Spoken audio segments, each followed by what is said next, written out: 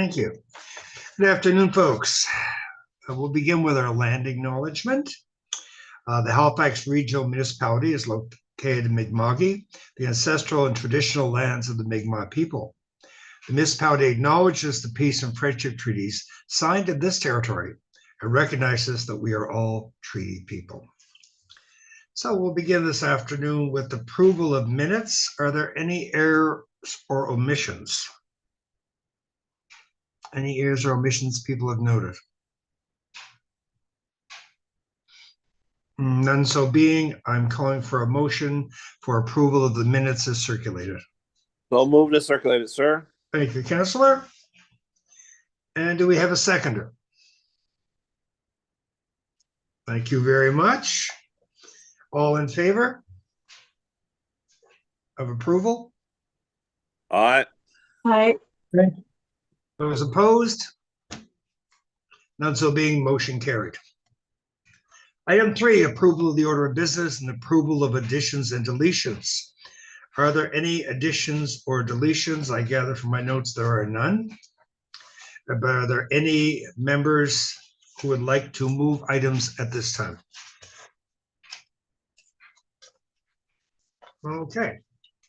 So can we have a motion to approve the order of business? Tyler, and I'll move the. Thanks, Tyler. And a seconder? Second. Thank you, Councillor. And all in favor? Aye. Aye. Any opposed? Motion carried. Business arising out of the meetings, item 4 indicates none. On the call for declaration of conflicts of interest, I have to make one. On item 2.1.2 regarding the property on South Park Street demolition, I am a volunteer with the Holy Cross cleanup crew, and I chair a committee with the Archdiocese. So at that point in time, I'm asking the vice chair to handle that particular item of business if he would. Okay. Thank you very much. Any other conflicts of interest to declare? Okay. Moving right along to number 6, consideration of deferred business. We have none. Correspondence, petitions, and delegations, number 7. Any correspondence, Dorothy? Yes, we received correspondence for agenda item 9.1.3, which was circulated to the members. Okay, thank you. Any petitions? No petitions have been received through the clerk's office. Okay, thank you. Do committee members have any petitions they would like to bring forward? Okay, none so being, we're at 7.3, our presentations. Are there any presentations that anyone wishes to bring forward, committee members or through the legislative assistant? No presentations? Thank you. Information of items brought forward, nothing. We do have reports on 9.1.1, designation H00574, deregistration of lot 1SM1-1, 12 Rideau Crescent, Ferguson's Cove, and that would be Carter who will be doing that presentation. It's all yours, Carter. Thank you very much.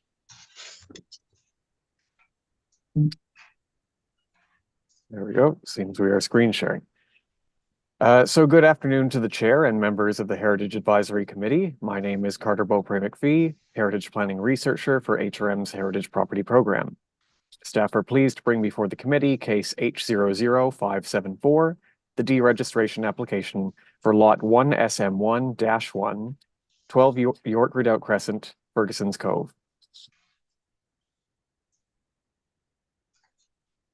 On December 12th of 2023, Regional Council initiated a report to deregister PID number 415-18333, also known as Lot 1SM1-1, or 12 York Redoubt Crescent, Ferguson's Cove, shown here with a dashed red line. Lot 1SM1-1 was created by subdivision in 2023 and consists of undeveloped lands, and this lot is located adjacent to Lot R-1SM1, which contains Stella Maris Church. Some brief historical background about the nearby church at 4 York Redoubt Crescent. Stella Maris Church was a Catholic church constructed circa 1846 to 1849 by an Irish regiment of the army posted at the neighboring fort of York Redoubt. They built the church to serve army personnel and the residents of the surrounding area. The church was built in a vernacular interpretation of the Romanesque Revival style. The church's bell is a repurposed ship's bell. The church continuously served the area's Catholic community until 1993, and the church has always served as a major landmark for the area and continues to do so. Next, we have a brief summary of the staff report for this deregistration. The property at 4 York Redoubt Crescent, Ferguson's Cove, has been a municipally registered heritage property since 1994. The property owner subdivided the property in 2023, formerly known as Lot 1SM1, creating the new Lot 1SM1-1 and a remainder lot R-1SM1. The remainder lot R-1SM1 contains the Stella Maris Church building, highlighted here by the blue arrow, while Lot 1SM1-1 to the south, highlighted by the red arrow, consists of vacant land. As the heritage registration applied to the former Lot 1SM1, both of the resulting Lot 1SM1-1 and the remainder Lot R-1SM1 retain their heritage designation. The continued registration of Lot 1SM1-1 is unnecessary, as all the heritage value and/or character-defining elements of the site are located within the remainder lot R-1SM1, including the church building. The remainder lot R-1SM1 containing the Stella Maris Church will remain a registered heritage property even if the vacant lot 1SM1-1 is deregistered.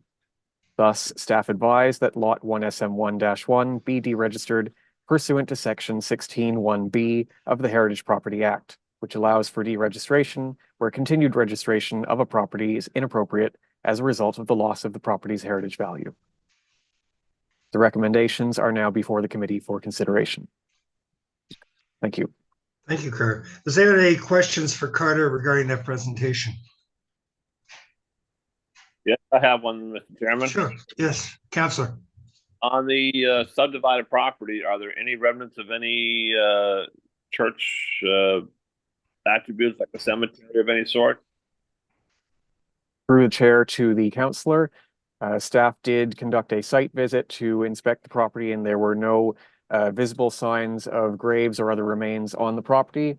However, archaeological remains are outside the jurisdiction of HRM and would be the responsibility of the province and the Special Places Program. And what HRM staff can do is within our permitting systems, we can place a warning on this parcel so that when a development permit is applied for, the permit is then sent to the Special Places Program for their review to ensure that there is no disturbance or no undiscovered graves to be found. Well, Chairman, I think that would be a note we should put on this file in regards to that, because I think the relativity, the proximity to church stuff would lead to believe there might be some opportunity there for some archaeological findings. Nothing visible on the ground apparently, but there could be something buried, of course. But I think that if that's the case, and an archaeological investigation needs to be done, but that's usually done through Department of the province. An excellent idea. We should do that. It's not all unusual to find graves near these older churches. It was almost a tradition. Okay, we can do that, Carter? Yes, of course. Okay, thank you. Okay, the motion before the committee is that the heritage of, sorry. Excuse me. Not Oh, sorry, required. Pam. Sorry, yeah. Sorry, Mr. Yes, Chair. ma'am. Yes, thank you. I do have some questions, Carter, if you can help me out. Similar to Councillor Hensby's question and talking about deregistration of land that has been church property, based on the fact that, as we know now, we don't know what's underneath that ground. We do know that Halifax Council just recently declared land surplus in the right of way because of graves. And it took a number of years to find all the historical information and do that work. So I think I do completely agree that we need to make sure that this information is held and communicated forward. But my other question, I guess, is in looking at ways that the property was subdivided, correct me if I'm wrong, but we're actually on a provincial road here. This land is on a provincial road. Is that not correct?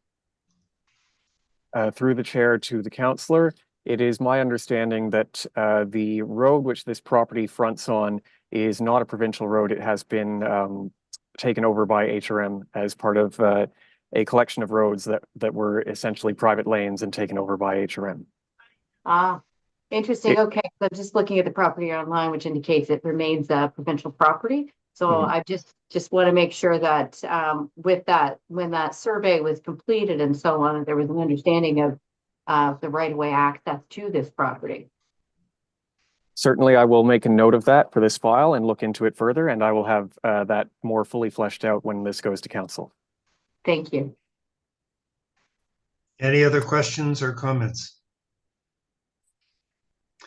Well, none so being, the recommendation that I was saying is before you on the screen, part 1 and part 2. And do we have a mover for this motion? I'll move it along, Mr. Chairman, since I recall this property the first time it came before us. Thank you, Councillor. And a seconder? Tyler, and I'll second. Okay. They wish to speak to the motion? Need to read that the Heritage Advisory Council wants to commence the registration process, setting a date for a public hearing to consider deregistering the municipally registered heritage property at 12 York Rideau Crescent, Ferguson's Cove, known as PID 151-83-33, and designated as Lot 1SM1-1 as attachment A of the staff report.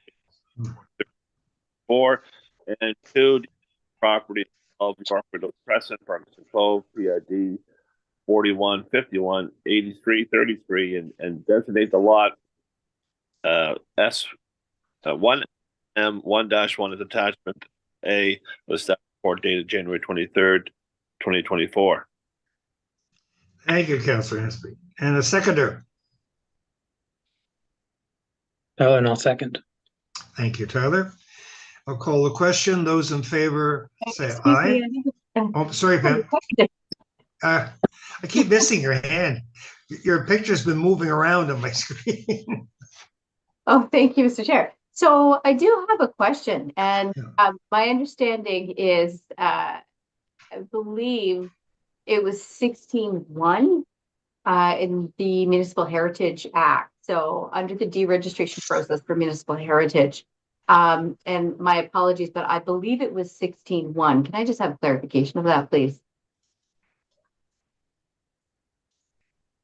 Certainly. Just allow me to flick back through the presentation.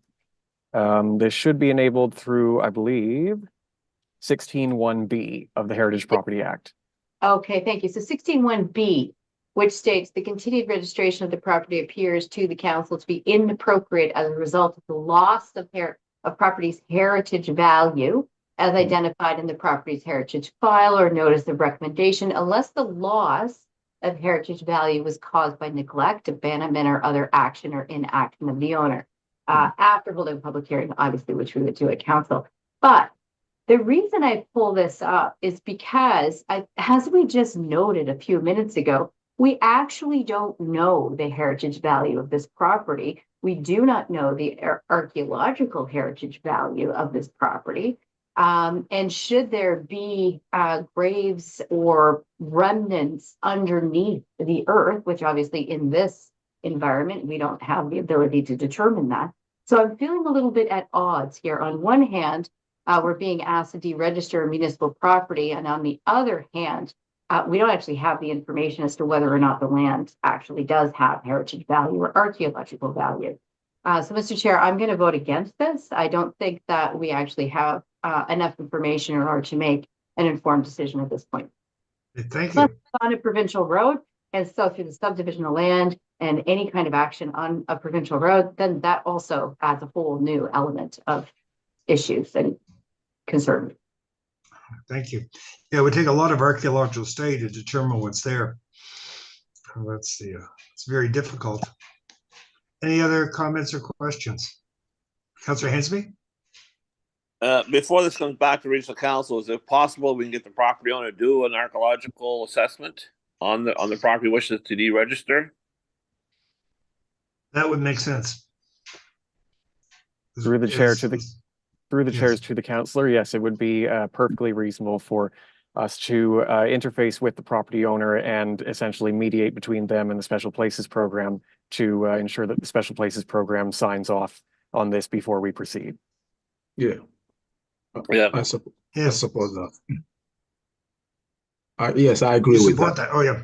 Yes. Okay. So do I. I think that's an excellent idea. Yeah. So if we call for a. Yes, Do you go need ahead. Do you need a do we need- motion on that? Do we need additional motion added that the deregistration incumbent upon the supply of archaeological assessment provided by the property owner? Second. Yeah, we do. We need that. Thank you. You're seconding that, Councillor Lovelace? Yes. Thank you. Okay, Did the clerk get that okay for a motion? I don't know. We're gonna find out. Yes, I did. Okay, thank you, Dorothy. Okay, with the amendment, I'm gonna call for the vote. Those in favor? Aye. Aye. Aye. Aye. Any opposed? Motion carried with amendment. Okay. Case number 9.1.2, H00531. Request to include 1641 Fairfield Road, Halifax, in the Registry of Heritage Properties for the Halifax Regional Municipality. And Elizabeth Cushing will be doing our presentation. Elizabeth?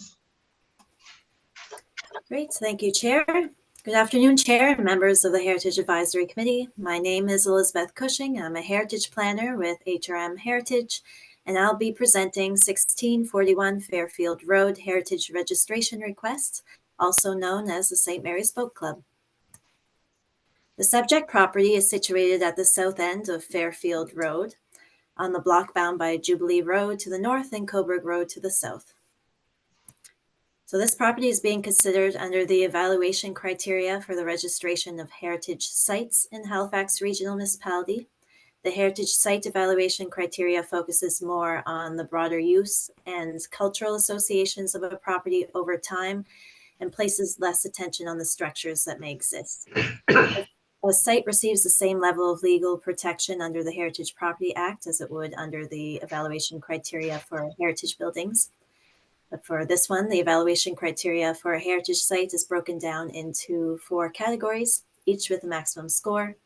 A positive recommendation will be forwarded to Regional Council should the site score more than 35 or more points out of a possible 70. So as usual, I'll present each criterion and pause after each one for HAC to discuss the score. The subject property was originally part of lands owned by Henry Pryor, an estate known as Hillside. The St. Mary's Amateur Athletic and Aquatics Club was founded in 1874 by the St. Mary's Young Men's Temperance, Abstinence, and Benevolence Society. They formed a rowing and aquatics club at the Halifax Harbor in 1876. In 1900, the society decided to move to the Northwest Arm Waters, and they built a small boathouse for shells at the foot of Coburg Road. In 1918, the society applied to the federal government to build a boathouse on the northwest arm on the hillside property on the south side of Jubilee Road. The city directory for the following year notes that the boat club was located at the end of Jubilee Road. So the property at 1641 Fairfield Road has been used for recreational purposes since 1919. So staff recommend a score of between 20 to 25 points. Let's go to people who feel is appropriate. Councillor Hensby. Well, since it's only 5 years over the 100-year mark, I would say a score of 22, maybe. I wouldn't give it a full 25 because it's just barely over the 100 years. So Mhm. I'd give it a 21 or 22. Anyone else? Yes, Elizabeth. Elizabeth, did you have something to say? Oh. Oh, no, Okay. Chair. I vote 21, Mr. Chair. You vote 21. How do people feel about 21? Do we have agreement on that? Yeah, Anyone disagree? Tyler's 21. I'm 21. Councillor Lovelace is 21. I'm fine with that. Okay. No one opposed? 21 it is. Great, thank you. The subject property has historical associations with St. Mary's Amateur Athletic and Aquatics Club, so AA and AC, and generally with national, provincial, and local rowing history. St. Mary's AA and AC was formed in 1874. The racing organization was the first rowing club to introduce the four-oared shell. In 1909, John O'Neill of St. Mary's won the Champion of America single scull at the National Championship Regatta and won the Detroit Corporation Cup in senior singles race. O'Neill was one of the few Canadians to have won this race, and the team became known as the Straightaway Champions of America. For their success, St. Mary's four-oared crew is an inductee in the Nova Scotia Sports Hall of Fame.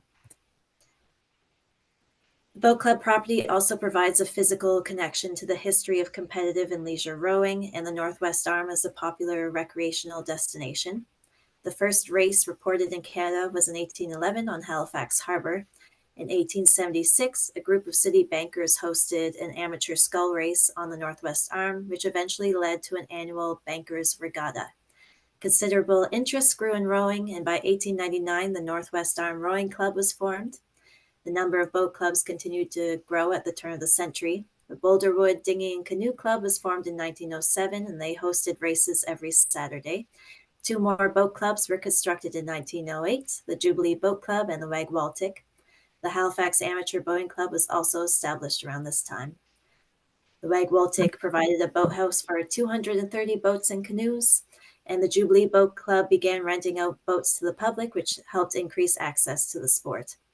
St. Mary's Boat Club was established circa 1919, and on the other side of the harbour in Dartmouth, the Bannock Canoe Club was built in 1903 and Micmac AAC by 1923.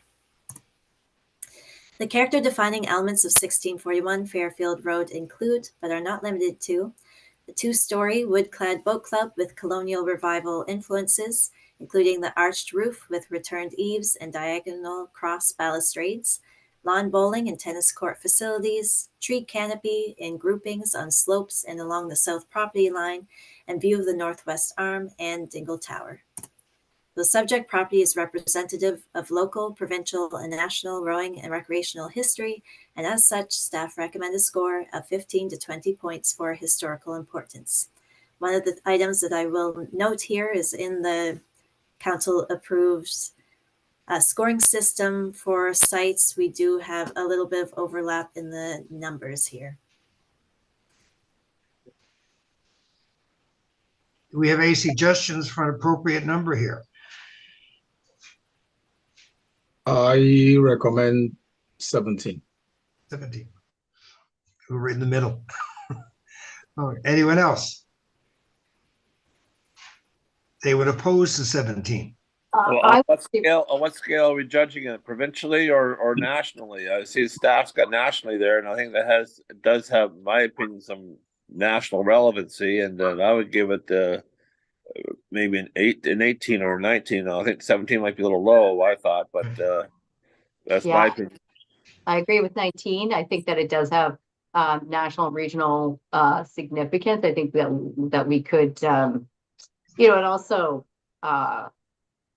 it's just the known history recently and historically. Like this is, I'm going to say a 19, Mr. Chair. Yes. So we have 19 on the floor. Is anyone opposed to that? 19's good for me. Good for me. Anyone else?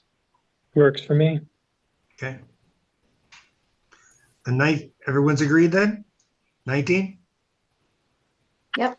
Yes, we have 19. Thank you. Okay, Thank we'll you. move forward with 19. Perfect. Thank you, Chair. The St. Mary's Boat Club property has a good level of integrity. The boat club has had a fair level of alterations over time, but the original form is still extant and it remains at its original location. The surrounding context has slightly changed as the original clubhouse that was at the end of Fairfield Road was demolished. Now the 1940s expansion, which you can see in the blueprint here, the tennis courts and the lawn bowling remain. There was space for quoits, which has been replaced with a playground, and the croquet space has been removed. So the subject property has most of its original features, and we recommend a score of between 6 to 10. It's very original. Any numbers people have in their mind? I give it full marks. I've been in the building quite a bit and Me too. marvel at it and stuff. And the only thing I don't like is the outside siding, but that's something we can look at maybe down the road. They can bring back the wood shingles maybe, but I think that's still intact. I think give it a high score of 10. It is like stepping back in time. I agree with 10. Do you have other suggestions? Okay, we'll go with 10. Anyone opposed? 10 it is. Okay, thank you. Thank you. So our final category is context and the relationship to the surrounding area. The St. Mary's Boat Club has historical, physical, and visual associations with the neighboring Wegwaltic Club on Coburg Road as another early 20th century boat club. This stretch along the Northwest Arm was historically home to St. Mary's, Wegwaltic, and the former Jubilee Boat Club and Northwest Arm Boat Club.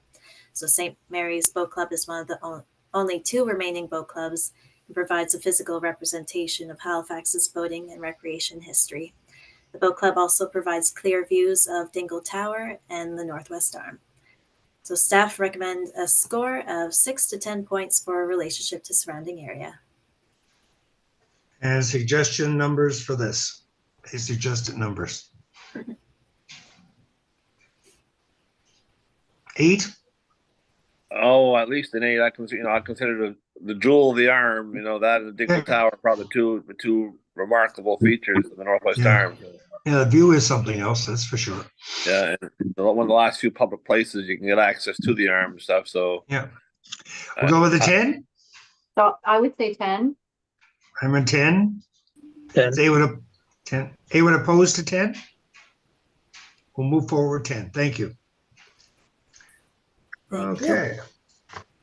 So the following recommendation is before the committee for their consideration. Thank you. I believe the score is 60.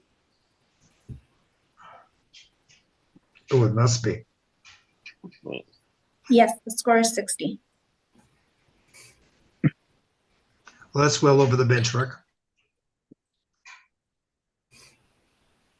Certainly safe with that. So the recommendation, any other comments before we go forward? Thank you. Recommendation is before the committee. Do we have a mover for this recommendation? Aye. Oh, thank you. Would you like to read it into the minutes, please? Okay. Thank you.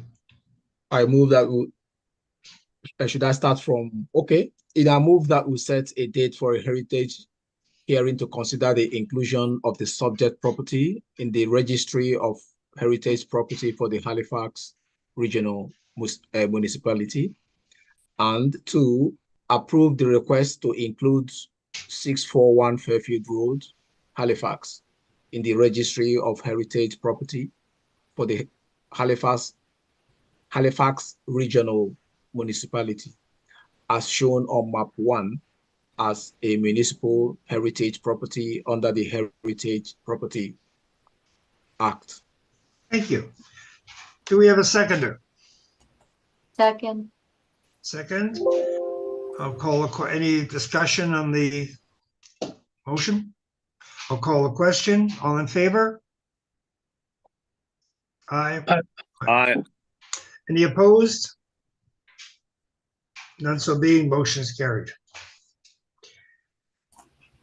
On item 9.1.3, I will recuse myself. It's a proposed demolition of the this registered heritage property at 1259 South Park Street, Halifax. I'm asking the deputy chair to take over. I will mute myself and get out of the picture, as they say. Thank you, Brian. And I believe our presentation is by Carter Beaupre McPhee.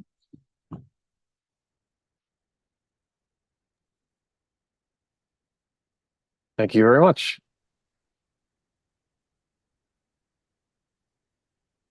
I believe we're sharing now. So good afternoon again to the vice chair now and committee members. My name is Carter Beaupre McPhee, Heritage Planning Research with HRM's Heritage Property Program. And before you today, we have case HRTG 2023-00650, the application to demolish the municipally registered heritage property and contributing heritage resource at 1259 South Park Street in Halifax.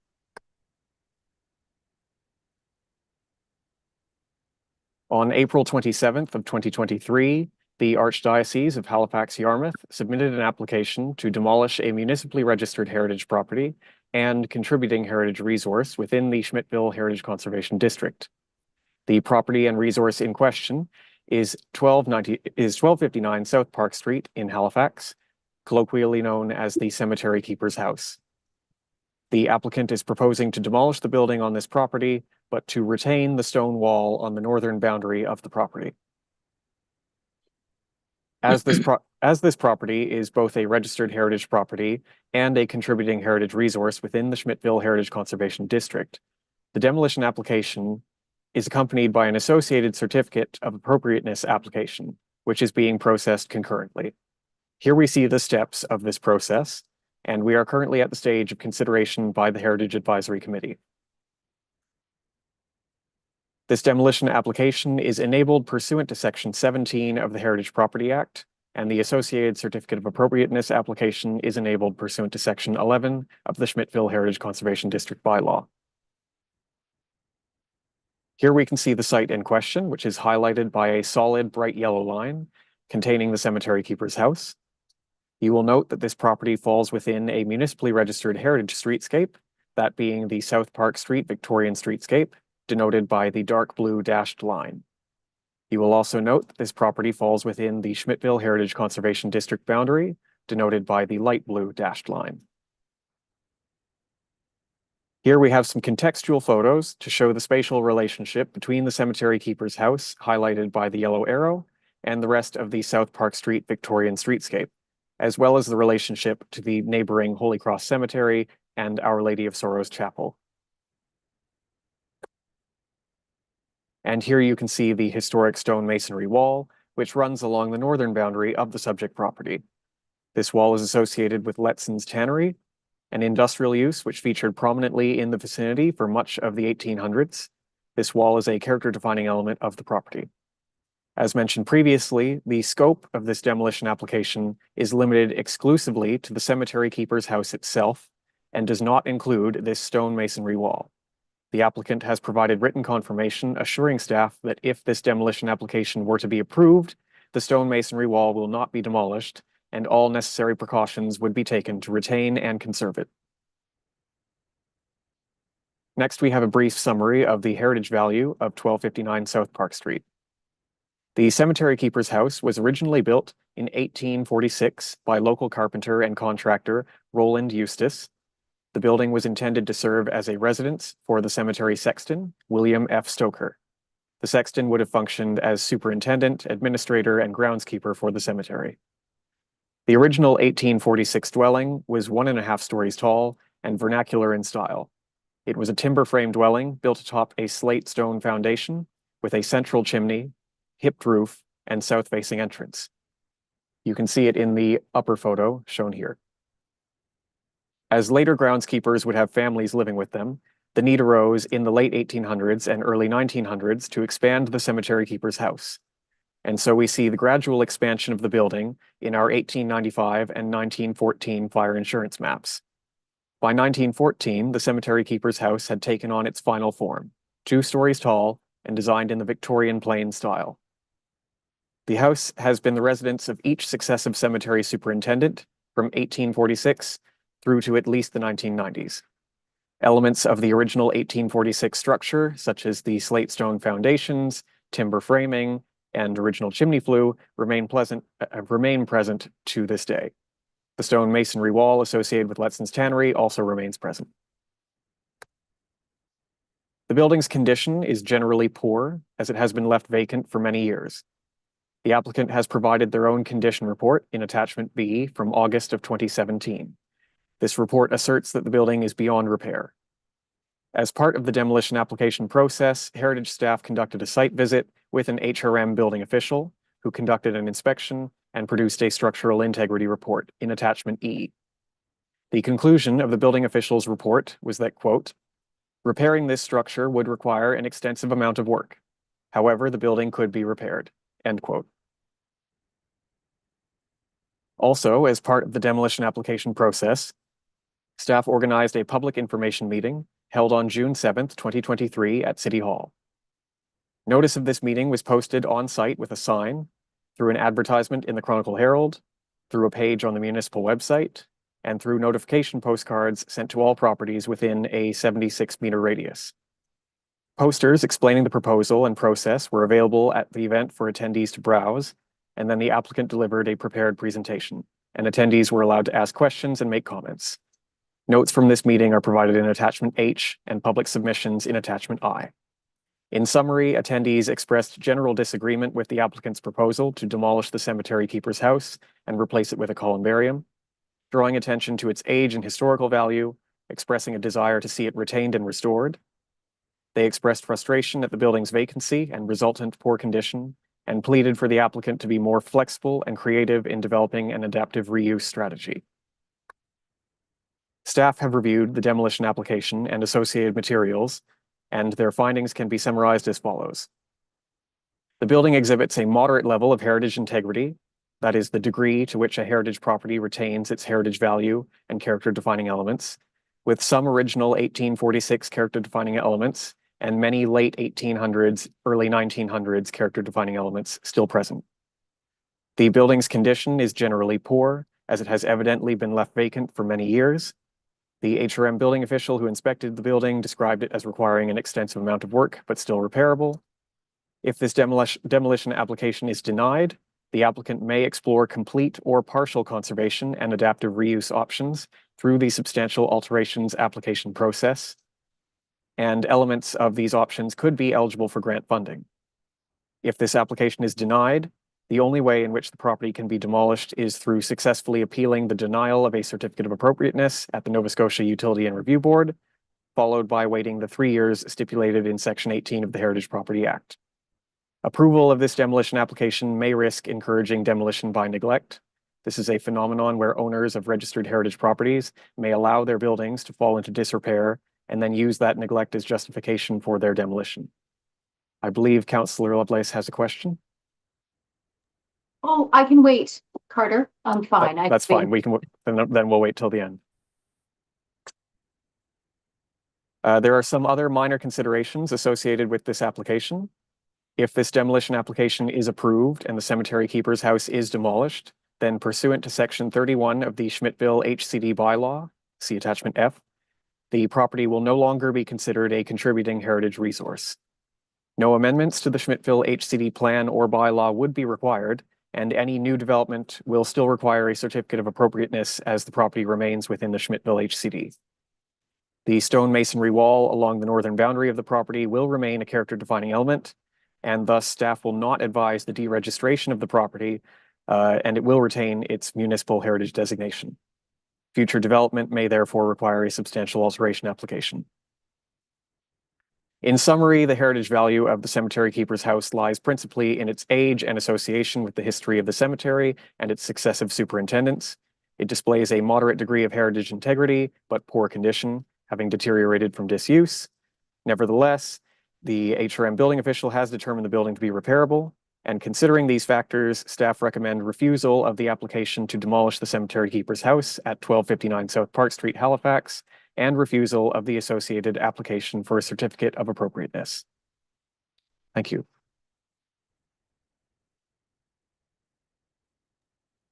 Thank you, Carter. And is there any questions? I do have a question. Pam? Yes, thank you. Carter, when you talked about demolition by neglect, Mhm. and the concern, what I looked at, with the pictures, and looking at the devastation of the building, looking at the inspection report, certainly it seems like there are elements of the building that can be brought back to life. I agree that there's certainly a slippery slope here for property owners just to let the building go and just by neglect receive demolition. But just my question is on the wording of the deregistration and demolition of a building. So if they are intentionally neglecting the building, causing issues such as, water inside the building and all that other kind of stuff, deterioration of siding and windows and all of that. At what point, like who is going to make the decision? I understand that our building inspectors are making a decision and suggesting that, yeah, this actually could be repaired. But at the same time, I'm just trying to get a better understanding of, this isn't actually in the legislation as far as what the repairability is of a building. It just talks about neglect. So I'm just wondering if you can speak to that. Certainly. So through the chair to the councillor, as far as the Heritage Property Act is concerned, there is no specific enforcement of maintenance of a heritage property, and you're very correct on that. Insofar as neglect or the loss of heritage integrity through actions or inactions of a property owner, that I believe that is specifically addressed in the deregistration of a municipal heritage property, but I don't believe that is spoken to in the course of seeking approval to alter or demolish. Okay, so yeah, I feel like the committee here, has a little bit of guidance, but not consistent guidance. Other than the understanding that certainly this is, this sets additional precedents, especially in Schmidtville itself.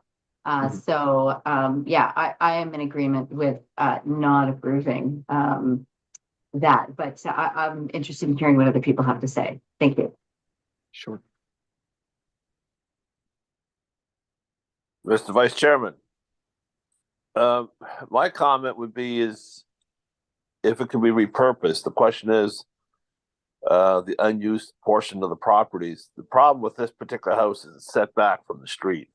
And, the only way to get any density or use of the property is to move the structure forward to the street, to move it forward, like they did to the Wellington house down there on across from the hotel there. I'm just thinking in regards to if the building has any purpose in regards to residential development, getting density on the property and stuff, I can see value in that. But the problem is where the building is situated now, to get the best bang for your buck, you got to pull it to the front of the street. And I don't know if it can survive a move or not. The other issue is that if the church is planning to put a columbarium there, if they were to do that, I'd like to see if they were to design it in the original style that the vernacular style dwelling was back in the 1846. If they were to build a convent, to replicate that some way, as a columbarium, that would be okay in my opinion. But I just find it difficult. The style of the building, the look of the building, it doesn't even match the rest of the streetscape on the street in regards to style and stuff. And being in a state of disrepair, I find it very difficult to try to restore it and maintain it for any purpose use. That's my opinion on it. So I'm in favor of the deregistration, and as long as they're to build a columbarium to replicate what was there originally, I think it'd be a nice style. Is the motion on the floor, Mr. Chair? Pardon? Is the motion on the floor? It sounds like we're entering into debate and the motion hasn't been put on the floor yet. Okay, is there someone who'd like to move the motion to the floor?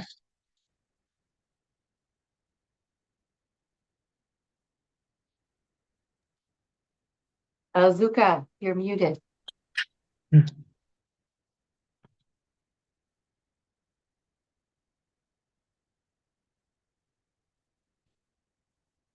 you hear me now?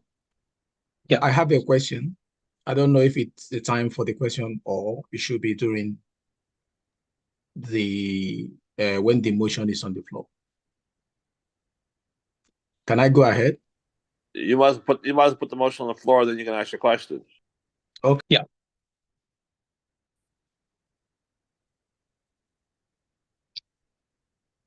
Do we have a mover to bring the motion to the floor? I'll Is put it- it on the floor, Mr. Vice Chair. The Heritage Advisory Committee recommend the Regional Council, one, refuse the application by the Archdiocese of Halifax, Yarmouth, under the Heritage Property Act to demolish the registered heritage property at 1259 South Park Street, Halifax, and two, refuse the associated application under the Schmidtville Heritage Conservation District Plan and bylaw for a certificate of appropriateness for the demolition of the contributing heritage resource. Second. Thank you. Through the vice chair, if I can just provide some additional clarification to Councillor Hensby's comments before we move on to the next question. Please do. So to address the first comment, there is no housing potential per se on this particular property, given the legal implications of the act which gave the cemetery lands to the Roman Catholic Archdiocese. So in effect, they cannot use the lands for residential purposes that would be not associated with the cemetery use. However, as far as exploring columbarium options, to Councillor Hensby's second point, if this application to demolish is refused by council, then the property owners do have the option to pursue a substantial alterations application proposing any sort of complete or partial conservation or adaptive reuse plan, which may modify elements of the existing property or restore the property as it was at some previous period in time, adapting it to whatever use they see fit. Okay, thank you. Zuka, I believe you had a comment there. Yes.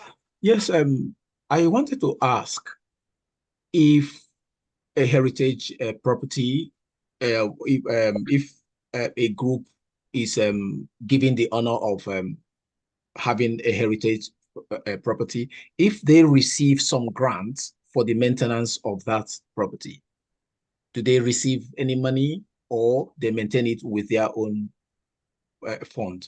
Since this organization is no longer maintaining this property, do they receive anything from the HRM? Certainly, I can address that through the vice chair to the committee member.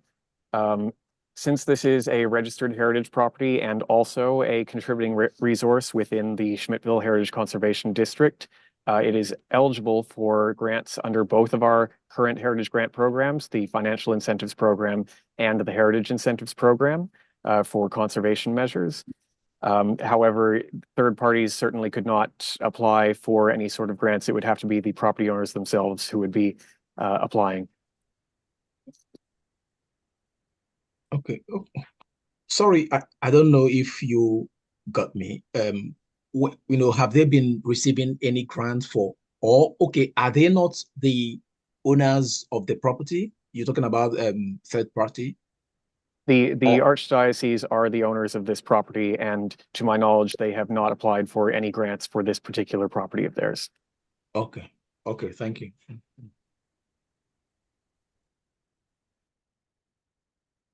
Right. So I think we've heard some great points. Does anyone have anything else to add? I do. Councillor? Yes, thank you, Mr. Chair. So just a couple of notes, again, with regards to responsibilities under heritage designation, in particular in a heritage district. The property owner has had access to apply for grant to upkeep this building, and we have just heard that they have not. We also know that the property owner has not done anything substantial to keep this building intact and ensure its integrity. And we also know that as it will remain inside the Heritage District, it does not, the Housing Accelerated Fund land use bylaw changes do not apply here. And so due to intentional neglect by the property owner, I will be voting with staff to deny application for demolition. Thank you. Great, thank you. Okay, do we have a mover to bring the motion forward to a vote? Question? Question? Yeah, question's been called, motion's on the floor.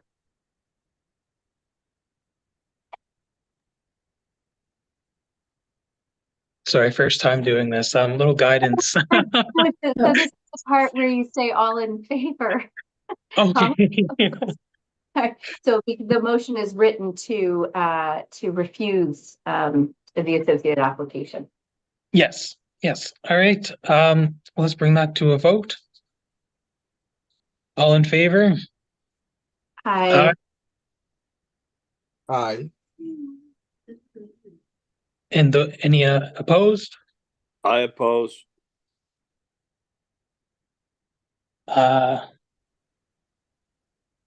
So I believe that's it carries. Motion carries, yes. majority is carried, yeah, Good job, Tyler. thank you. You're welcome. Thank you for doing that. Thank you. Our next item is 9.1.4, case 24619, development agreement for 53 Queen Street, Dartmouth, for a 90-year mixed-use addition to a registered heritage property, and Elizabeth will be doing the presentation for this. Thank you, Chair. Thank you, Elizabeth.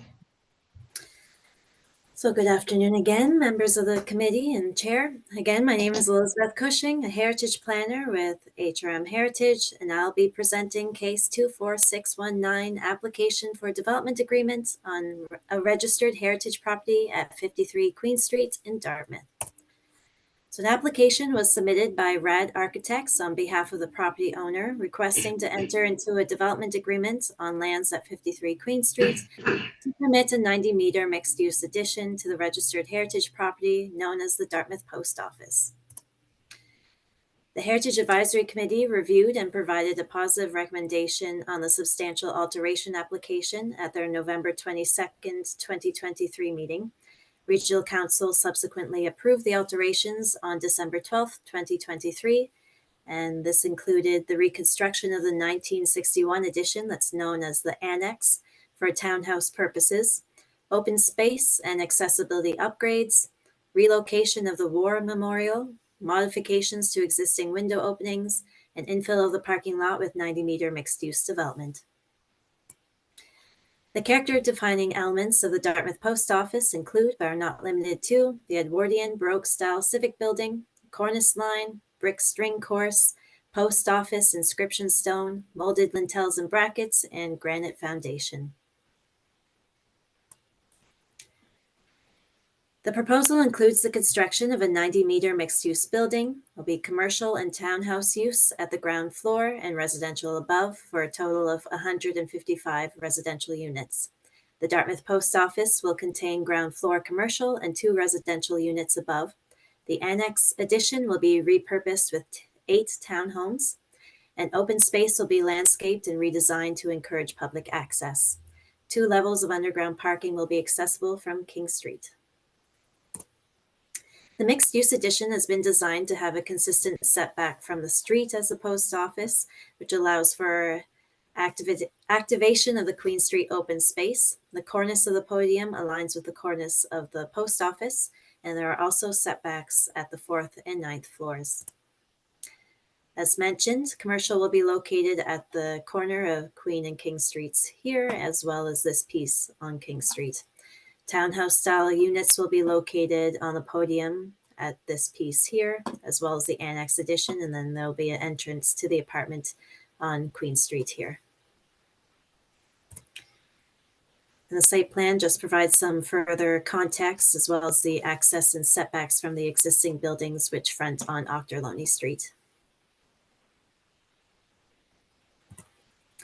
Conservation efforts as part of this proposal includes the sandstone masonry restoration of the post office, an interpretive art piece which will describe the overall history of the site beyond just the post office history, historic clock face restoration, and new windows and doors which will restore the original semicircular transom design. The historic clock face is proposed to be restored and located at the corner of Wentworth and Queen Streets within the open space. The property is located within the historic Dartmouth precinct of the Regional Center's secondary municipal planning strategy. To retain the historic nature of this precinct, most of the area enables maximum FAR values and regulations that would support low-rise buildings, but there are medium to high-rise buildings permitted in certain areas. The property is designated downtown Dartmouth. It has a maximum FAR of 2.25 for this site and a maximum height of 90 meters under the Regional Center land use bylaw. This proposal is being considered under policy CHR7 of the Regional Center Secondary Municipal Planning Strategy. This policy allows owners of registered heritage properties to apply for a development agreement to permit a development or use that's not otherwise permitted by the underlying zone. So in this case, the floor area ratio, or FAR, is greater than what would otherwise be permitted, so greater than the 2.25. A full staff evaluation of the proposal against the standards and guidelines can be found in attachment B of the staff report. But the proposal retains all character-defining elements of the post office while allowing for a new active use. Minimal intervention approaches have been applied, with the glass breezeway connecting the new addition to the post office at the 2nd story. One new opening is required to be constructed within the sandstone facade. However, this is located to the rear of the property and it's not overly visible from the public right-of-way. This intervention allows for a new use and could be reversed in the future if needed. The new addition has the same setback as the heritage building as mentioned previously, which allows for the activation of open space along Queen Street. Limestone masonry cladding is proposed on the King Street elevation for the new construction in a similar color and tone as the post office. Black and white metal composite panels will provide contrast from the existing heritage resource. So based on the conservation of character-defining elements, setbacks, and materials, the proposed development satisfies standards 1 through 12. In terms of public engagement, a public mailout was sent out to property owners within the notification area on March 23rd, 2023 to inform residents of the proposal, provide information, to submit feedback, and to advise of the upcoming public information meeting. This was held in April 2023, and we had approximately 20 attendees. Staff received 6 written submissions from residents. Members of the public expressed concerns regarding height, wind effects, shadows, dust during construction, and blocking views. The traffic impact study completed for this proposal did not identify any major issues and did not require improvements to the design to accommodate additional vehicle or pedestrian traffic resulting from the proposed development. The current 90-meter height proposed for the new construction is within the height limit for the downtown Dartmouth zone. A wind impact study was completed, and there were 2 minor concerns which have been addressed by the applicant through design interventions. This includes an overhang along King Street, and there's also another patio that has been added along the King Street elevation. The applicant will be required to meet all relevant policies pertaining to construction noise and circulation during the construction of the development. In terms of process, we are currently at the HAC review stage of the Heritage Development Agreement process. So should HAC provide a positive recommendation, The application will proceed to first reading by Harbor East Marine Drive Community Council, followed by a public hearing. The following recommendation is before the committee for their consideration. Thanks again. Thank you, Elizabeth. Does anyone have any questions for Elizabeth regarding the presentation? I just had one question. Has been any discussion about a district energy source in regards to maybe utilizing the Albany geothermal vault that we have in the harbor? Any discussion on possibly? I know the discussion in the past about having a cooling district down there. I wasn't sure if this new addition could possibly easily be added to that discussion or not. Through the chair to the counselor, I'm not aware of that being discussed to date, but I will definitely look into that and explore further. Thank you. Any other questions? Would someone like to make this motion, put it on the floor?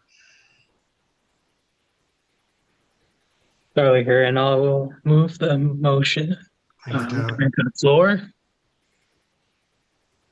You just read it into the minutes, that'd be great. Yeah, I move that the Heritage Advisory Committee recommend that the Harbor East Marine Drive Community Council first give notice of motion to consider the proposed development agreement as set out in attachment A of the staff report dated February 23rd, 2024 to enable the construction of a 90-meter mixed-use addition to the registered heritage property located at 53 Queen Street and schedule a public hearing. 2, to approve the proposed development agreement, which shall be substantially of the same form as set out in attachment A of the staff report dated February 23rd, 2024.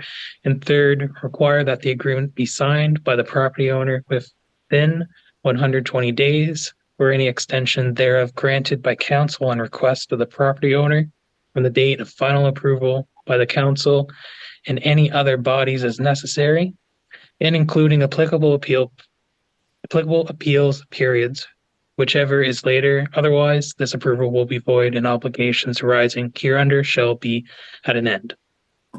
Yeah. Any debate surrounding the motion? Well, none so being, I will call for the question. Sorry. We need a seconder. We just have a. We need a seconder. Thank you. All right, long day. We need a seconder. Second. Thank you. Any debate? Okay, none so being, I will call the question. All in favor? I Sorry, Chair, to interrupt. Just want to confirm with the clerk's office. I think we have in the motion that it would be going to Harbor East Marine Drive Community Council, but this would actually be the Regional Center Community Council. Okay, it's a clarification. Thank you. Okay. thanks for catching up, Elizabeth, because it seemed a little odd that it would. Yeah. Okay. No, I appreciate that. Thanks. Okay. Any opposed?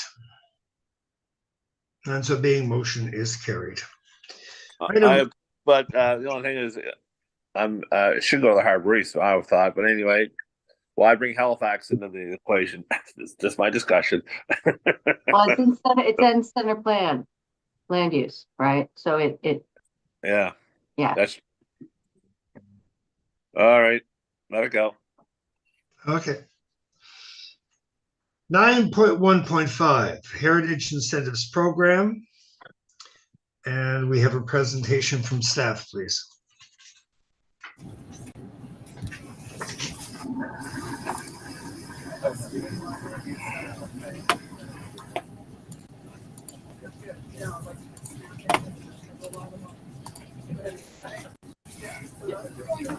Right, thank you. Good afternoon, Mr. Chair and committee members. My name is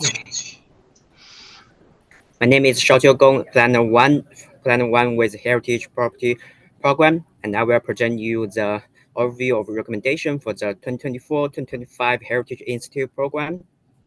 This presentation will cover the program's introductions, evaluation system, and this year's application, and our recommendation to the committee.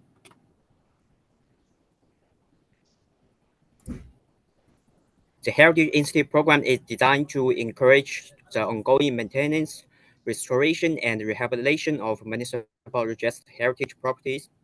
because the traditional material and the local trade labor for heritage properties is more expensive than regular properties. This program was approved by the Council on April 1st, 2014 through the Administrative Order 2014-002 ADM, which outlines the operation rules for the programs such as eligible works, eligible materials, application progress. For each application, the program can provide up to $15,000 for residential properties and $25,000 for commercial properties on a 15% cost share basis. As for the program progress application are accepted between September 1st and December 1st annually. Heritage staff ensure the proposed work in application meets the eligibility criteria, and the staff will score and rank each application to prioritize applications. But in this year's program, this is not useful as all request grant amount does not exist the budget. Same with the previous years, the budget for 2024-2025 Heritage Institute Programs budget is $350,000. And this is the scoring system we use for prioritizing applications, which includes the location, type of works, visibilities of the work, grant history, and whether is there a conservation plans. As I mentioned before, the total request grants are within the budget. So there is no need for the scoring, but the staff still scored every application, just for your reference. This year we received 14 applications in total, and 2 of them do not satisfy the eligibility criteria. The total value of all eligible requests is $182,719.58. And if we approved all grants, this will result in approximately $739,446 in total investment in those heritage properties, according to the application's estimate. And this is a table about the distribution for this year's applications. There are 4 residential properties and 1 commercial property in South End, Halifax Peninsula applied for the grant, and 3 residential properties in North End, Halifax, 2 in Dartmouth, and 2 in the formerly Halifax County area applied for this grant.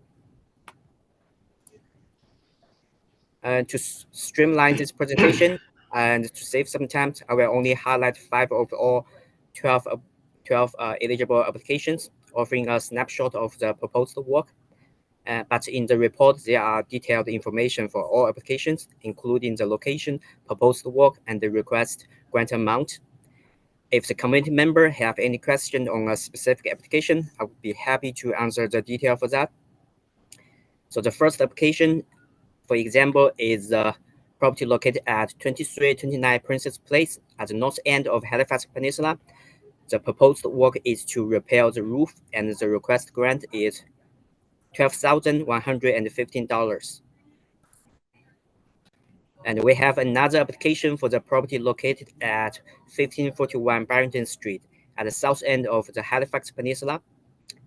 The proposed work is to replace the facade windows, and the request grant is $25,000 as it is a commercial building.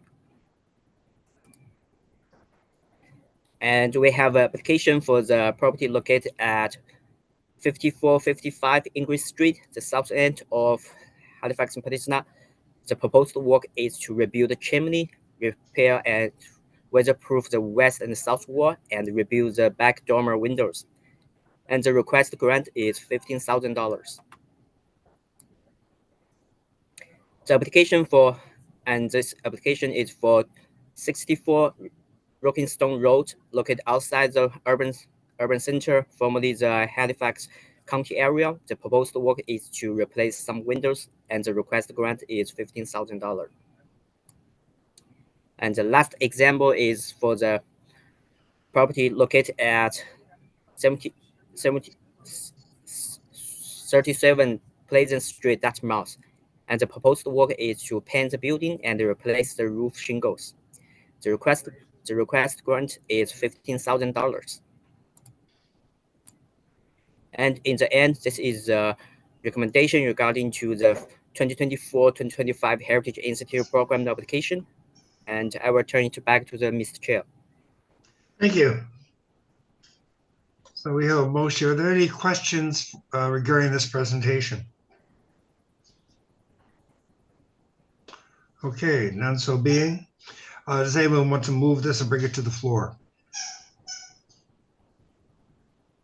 I'll be happy to do that, Mr. Chair. Thank you, Councilor Lovelace.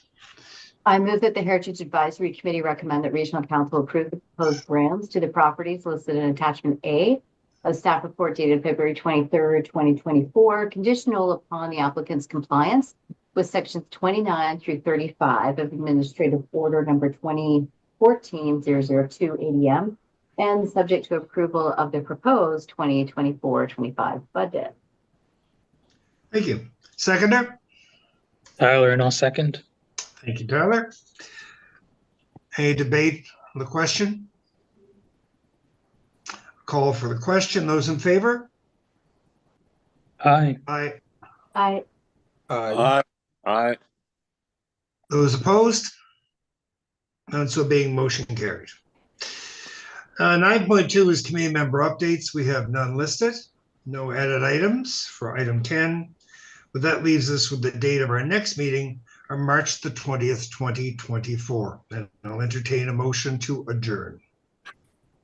So moved. Mr. Chair, Thank you very much. It's always a sorry, possible motion. before we adjourn, I wanted to ask a little question. Sure. Sorry. I wanted to ask, maybe I missed it. Was there a reason why our meeting was moved from Wednesday to Tuesday today? I was confused a bit. I wasn't sure that it would be today because of the date of Wednesday all along.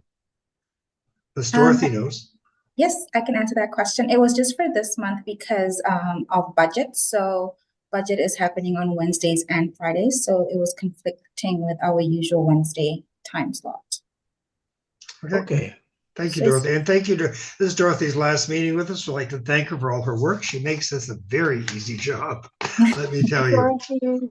Thank you, Dorothy, for all your good work. Thank you. We'll miss you. Yes, we will. Thanks, everyone. And thank you again, Tyler. you. Have a great evening. Okay. Okay then. Bye. Bye-bye.